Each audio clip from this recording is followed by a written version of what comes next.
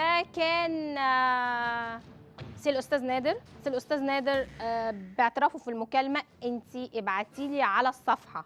يعني مواقع التواصل الاجتماعي زي ما هي مواقع ليها ميزتها، ليها كمان عيوبها، وعيوبها اكتر من ميزتها.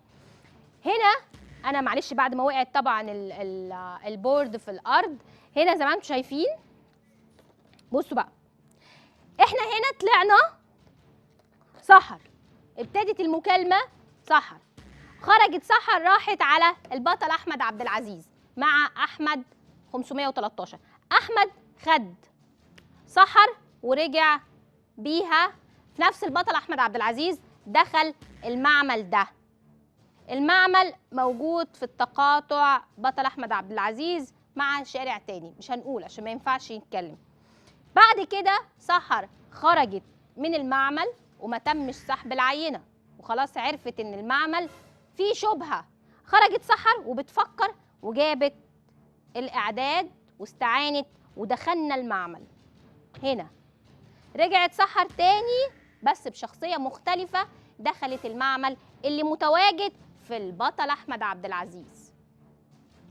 ده معمل كبير جدا جدا جدا، ليه فروع كتيره قوي قوي.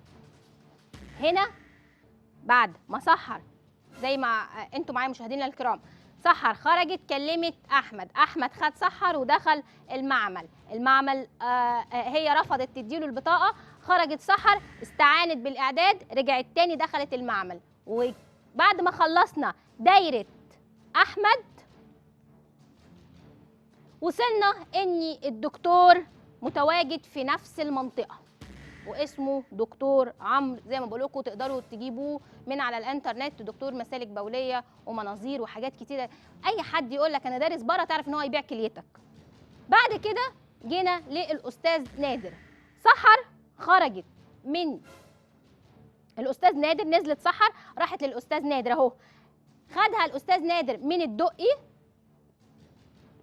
الدقي راحت بيها على معمل في محي الدين ابو العز. يعني المكان ده قريب من المكان ده، لو اتكلمنا ده خلف ده.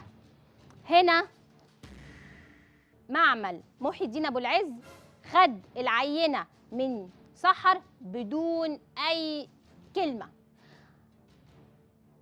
سحر لما اتخذ منها العينه كانت على يقين تام ان الملف خلاص هيبتدي يشتغل. بعد ما سحبوا العينه من سحر توجهنا لهنا. الشخص ده ما كناش لسه نعرفه خالص خالص، احنا كنا على علم باستاذ نادر اللي اجرينا معاه المكالمه. احمد احنا ما كناش لسه نعرف عنه اي حاجه.